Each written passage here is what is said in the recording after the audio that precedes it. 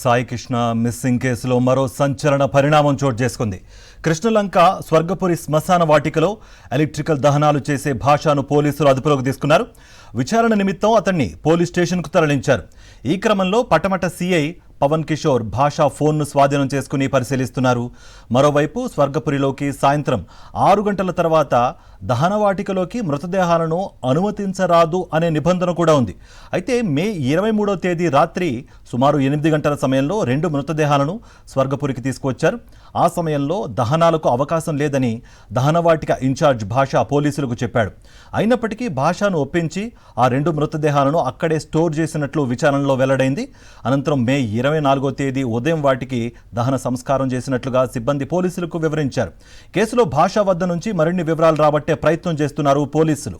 ఇదే అంశానికి సంబంధించి మరింత సమాచారం మా ప్రతినిధి సురేంద్ర అందిస్తారు. సురేంద్ర, భాష ఇచ్చే సమాచారం అండ్ ఆ 2 మృతదేహాలకు సంబంధించిన డీటెయిల్స్ అనేది అట్ ప్రెసెంట్ ఉత్కంఠ రేపుతోంది. ఎవరివి అనేవి మీ దగ్గర ఎటువంటి సమాచారం ఉంది? ఏమన్నా అప్డేట్స్ దొరికాయా పోలీసుల నుంచి? కార్తిక్, సాయి కృష్ణ కేసుకు సంబంధించి పోలీసులు విచారణ వేగవంతం చేశారు. దీంట్లో అనేక అంశాలు కూడా బయటకు వస్తున్నట్టు తెలుస్తుంది. స్వర్గపురిలో అంటే ఏదైతే దహనం చేశారని చెప్తున్నారో సాయి కృష్ణని, ఆ తేదీలకు సంబంధించి కుటుంబ సభ్యులు చెప్పిన తేదీలకు సంబంధించి ఇప్పటికే పోలీసులు ఎంక్వైరీ ప్రారంభించారు.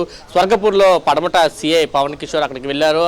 అక్కడ ఉన్న అధికారులు, అక్కడ ఉండే సిబ్బంది దగ్గర నుంచి పూర్తి సమాచారం కూడా సేకరించిన పరిస్థితి కనిపించింది. ప్రధానంగా 24, 25 తేదీలకు సంబంధించి ఎన్ని గుర్తు తెలియని శవాల్ని కాల్చారు అంటూ కూడా వాళ్ళ దగ్గర నుంచి డీటెయిల్స్ తీసుకున్న పరిస్థితి కనిపించింది. ఈ లెక్క ప్రకారం దాంట్లో కీలకమైన అంశాలు కూడా బయటకు వచ్చిన పరిస్థితి కూడా కనిపించింది. 23వ తేదీ రాత్రి 8 గంటల ప్రాంతంలో 2 గుర్తు తెలియని మృతదేహాలను తీసుకుని వచ్చారు. అక్కడ స్టోర్ చేయాలని చెప్పారు. అయితే అక్కడ ఎవరైతే విధుల్లో ఉన్న భాష ఉన్నారో కుదరదు, ఎందుకంటే సాయంత్రం 6 తర్వాత ఎటువంటి మృతదేహాలను కూడా స్వర్గపూర్లోకి అనుమతించరు ఆ నిబంధనల ప్రకారం.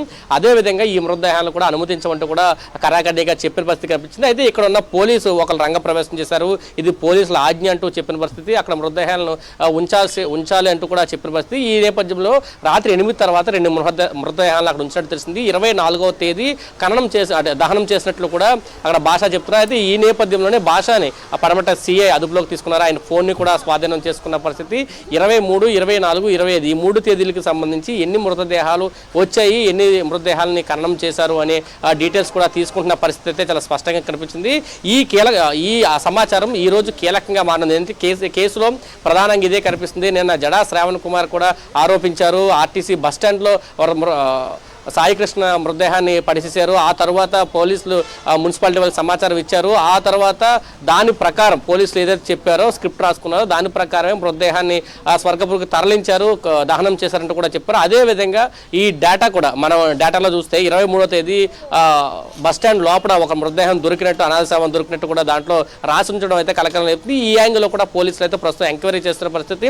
నిన్న ఉదయం నుంచి కూడా నిన్న మధ్యాహ్నం 1 గంట నుంచి ఏసీపీ దైవప్రసాద్ కృష్ణలంక పోలీస్ స్టేషన్లో విచారణ ప్రారంభించారు. దాదాపు 30 మందితోటి మాట్లాడిన పరిస్థితి. ఈ రోజు ఉదయం 10 గంటలకు కూడా విచారణ ప్రారంభమైంది. అనేక మంది నుంచి సమాచారం సేకరిస్తున్న పరిస్థితి. ఎందుకు తీసుకొచ్చారు, అసలు మార్కాపురం నుంచి పోలీసులు సాయి కృష్ణ ఎందుకు తీసుకొచ్చారు, ఏ కేసులో తీసుకొచ్చారు, తీసుకురావడంలో ప్రధానంగా ఎవరు వ్యవహరించారు, దీనికి సూత్రధారులు ఎవరు, పాత్రధారులు ఎవరు అనే విధంగా కూడా విచారణ కొనసాగుతున్న పరిస్థితి కనిపిస్తుంది. క్షణక్షణానికి సాయి కృష్ణ మృతికి సంబంధించి లేదా మిస్సింగ్కి సంబంధించి అనేక అంశాలు తెర మీదకు వస్తున్న పరిస్థితి కనిపిస్తుంది. దీంట్లో ఇప్పటికే కానిస్టేబుల్స్ ఎవరైతే కీలకం ఉన్నారో వాళ్ళ మీద కూడా ఎంక్వైరీ చేస్తున్న పరిస్థితి కనిపిస్తుంది. మరింత సమాచారం రాబట్టే విధంగా పోలీసులు అయితే ఎంక్వైరీ చేస్తున్న పరిస్థితి మనకు కనిపిస్తుందని చెప్పాలి. కార్తిక్.